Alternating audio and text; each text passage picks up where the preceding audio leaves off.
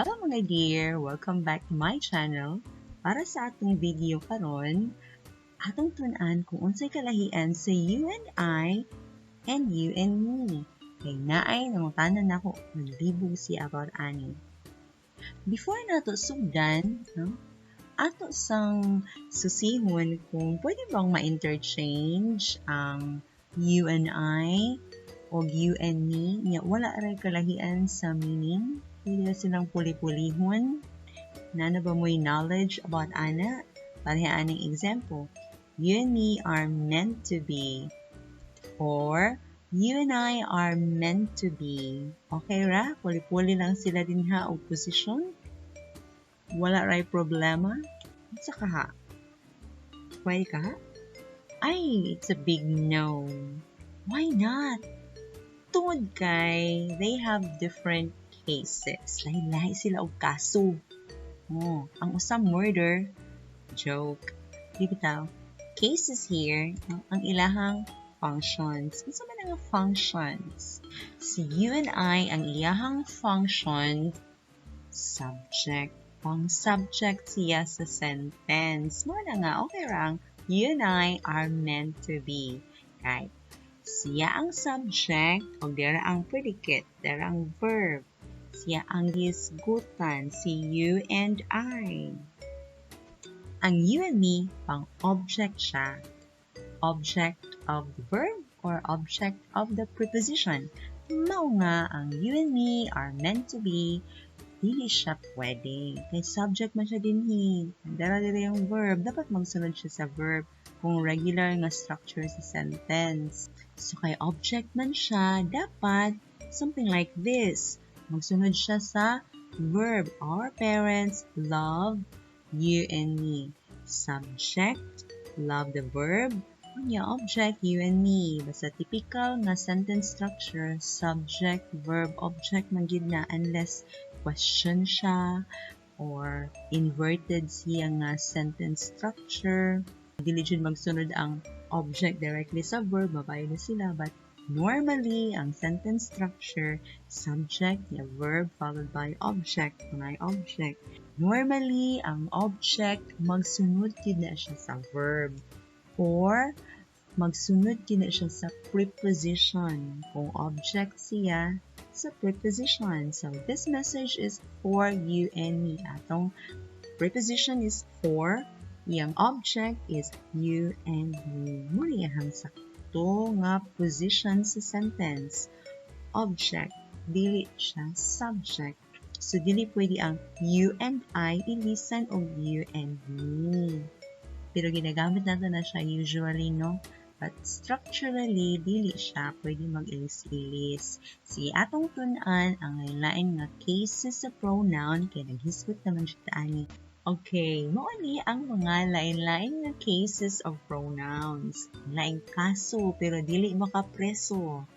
Ang ilang kaso, ang ilang cases, gibahin na og katulo. Mo ni siya si nominative, objective, and possessive. For this lesson alone, ang atong gi-focus ra ang mga personal pronouns kay nirelate naman ta na you and I o you and me nga mga personal pronouns. Sa may laing mga klase gid sa pronouns niya. Tara nang i-discuss in the future lessons.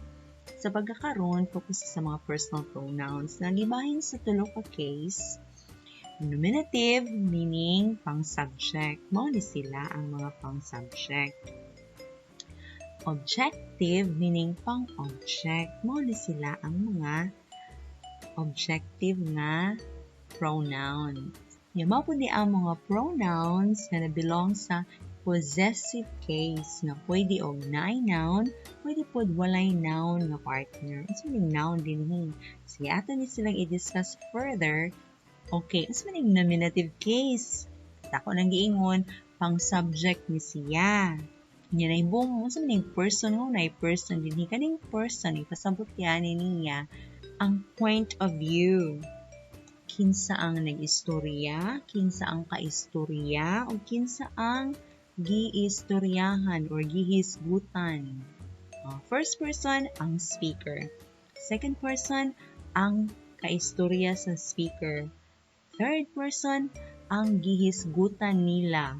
So, kada case sa pronoun, ibahin gina siya sa lain-lain nga person. Kaya naman ta mag-istorya, mag-istorya ko, na ako'y ka-istorya. Kung mag-istorya po ta, na ako'y istoryahan, ni sila. So, examples, first person, gamit na to, subject siya, di ba? Subject, normally, mag-una. Si I ug si we, subject sa sentences. First person. Pang second person, si you. Si you raman dyan na itong kaistorya. Kung dili na ito panganlan, kung pronoun na itong gamiton. Subject siya. Third person, subject sila. Mauni ang mga pang-subject. Nga mo substitute sa noun. Nagets ra? Mo ni functioning nominative. Mo na nga si you, pang subject siya. Pwede po siya pang object. Power ka si you, pang object po siya. So, mo ni ang mga pronouns nga pang object. Personal pronouns ta ha, kaya atong gisbutan maguduna si you and me, kung si I. Inya mo relate na sa ubang mga personal pronouns o ang ilang mga different cases. So, kung may tag-object, duha rin paingnan niya. Either ma-object siya sa verb or ma-object siya sa preposition. So, the same, nagyapon objective case, nagyapon sila person. Ang mo istorya, mo gamit og me og us kung object ang iyang case. Me singular, us plural. Kung ang kaistorya, you atong gamiton. Kung ang gihisgutan, him, her, it kung singular, them kung plural. So, kung object of the verb, ni ang typical nila nga forma, magsunod siya sa verb. Ang verb diri sa first person, knows. So, mo na si me. After sa verb. Diri likes atong verb, nagsunod si you, object of the verb. Diri is enjoying atong verb, object si it. Nagsunod si it sa verb. Kung object po siya sa preposition, magsunod po siya sa preposition. Sa atong object diri for, nagsunod si us. Diri si of, followed by you. And diri si in, followed by him. Mo na itong mga personal pronouns in the objective case. Kani po ang ato ang mga possessives na butangan og noun. Other references, tawag ni siya og possessive adjective. Kay pronoun siya, pero nag-function na siya as adjective. Kay mo-modify naman siya parang my dog. Whose dog? My dog. Na-modifier na siya. But originally, possessive pronoun na siya. Personal pronoun na may partner nga noun. Ang partner niya nga noun, mo na ang iyahang gi-possess, gi-own. Ang first person singular, mine. First person plural, our. Second person singular man or plural, your. Third person singular, his, her, its, and plural, their. So example, kung first person, may tao, my dog, our car. We have my plus noun, dog, our plus car, noun. Second person, your attitude. So, your plus noun nga attitude. Third person, his answer. His plus noun nga answer. Her name. Her plus noun nga name. Its handle. Its plus noun nga handle. Their children. Their plus noun nga children. Huwag mo ni ang ilahang gi-possess or gi-own or what they have. Unsay naa nila. Mo na ang possessive pronoun nga butangan og noun katong ilaha. Kung unsa nang ilaha. Napailain nga possessives nga dili na butangan og noun. Mao ni siya, wala nay noun. Kanus man ni gamiton ning wala nay noun nga possessive. Normally in sa context gamiton na nato kung nahibaw-an na daan kung unsa nang gipasabot nato nga panag-iya. For example, your dog is big, mine is small. Naibaw na tang gisgutan nga dog. Ang gipanag-iya ni mo dog, ako apod yung dog. Dili na nato ibalik. No, kay repetition na siya, redundant na siya, dili maayo sa structure. Noun naman, naibawaan naman nato mo na gamit ta og possessive without noun, typically, ang atong i-substitute nga noun, i-combine na ako ug ang akong gipanag-iya in one. Okay, it is known nga iro ang atong gihisgutan. Kani po, they are done with your car, they are now repairing ours. Instead of saying our car, ours na lang. Kaya kaibaw naman ang car at ang gisgutan. The same here. This is not my shirt, it's yours. Shirt at ang gisgutan. Hindi ako it's your shirt. Balik-balik na. The same. This is my answer and this is his answer. Dili na po mayroon kung his answer. Kaya na naman answer gisgutan. The red bag is hers. Di na po kung mayroon the red bag is her bag. Balik-balik, no? Tingnan na ng balik-balik. That mention is theirs. No? That mention is their mention. No? Balik-balik. Muna siya ang mga possessive personal pronouns in first, second, and third person. So, yun nila sa. So, atong i-sum up ang pronouns, specifically personal pronouns, kay may ato ang i-focus karon kanang mga substitutes sa mga pangalan. Na siya itulo ka cases, nominative or subjective, objective, and possessive. Ang nominative, muna siya gamitin pang subject o mo ni sila. Ang objective, muna sila gamitin pang object of the verb or object of the preposition.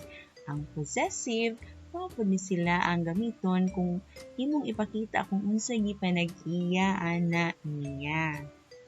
Pwede with noun, pwede without noun.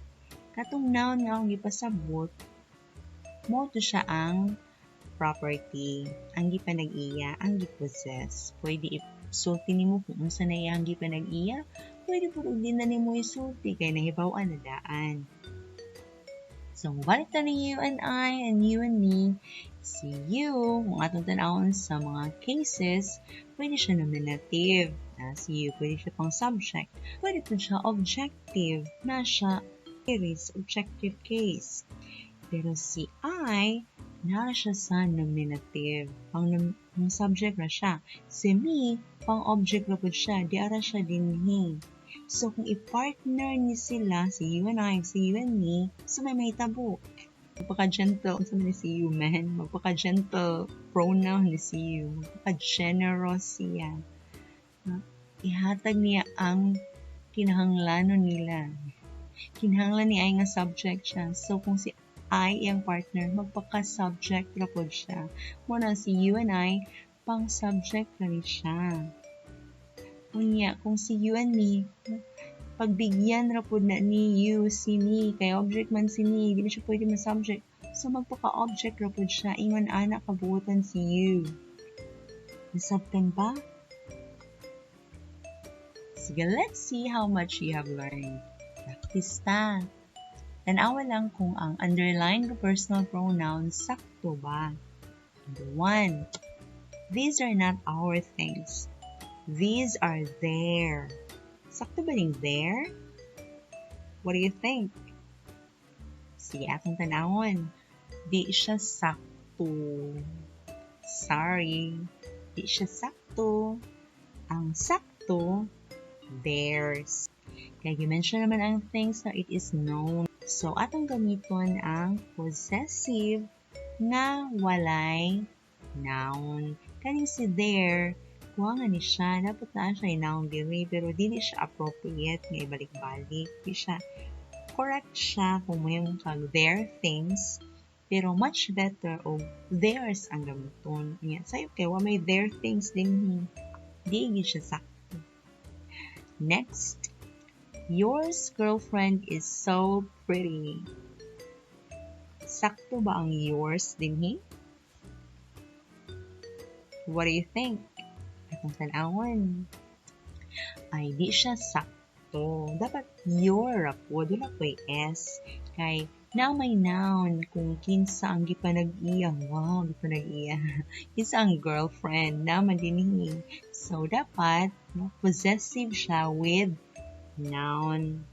Possessive with noun, your, dili yours. Okay, next. My best friend and me are going on a trip this weekend. Me. Uy, di siya pwede. Kasi pwede. Dapat, may kay si me, pang object siya. O niya, subject man din darang verb during the pita. Theirs is the best entry for the pop music festival. Sakto ba diri ang theirs? Tanaw na to. Sakto siya. Kay, gimension naman diri nga entry, best entry. Lain po ba yung patag? Their entry is the best entry. Balik-balik, no? Di pa taga na balik-balik. So, theirs na lang. Pronoun, personal pronoun, possessive case, nga walay noun na partner. Kaya mention naman diri ang entry. It is known. Okay, next.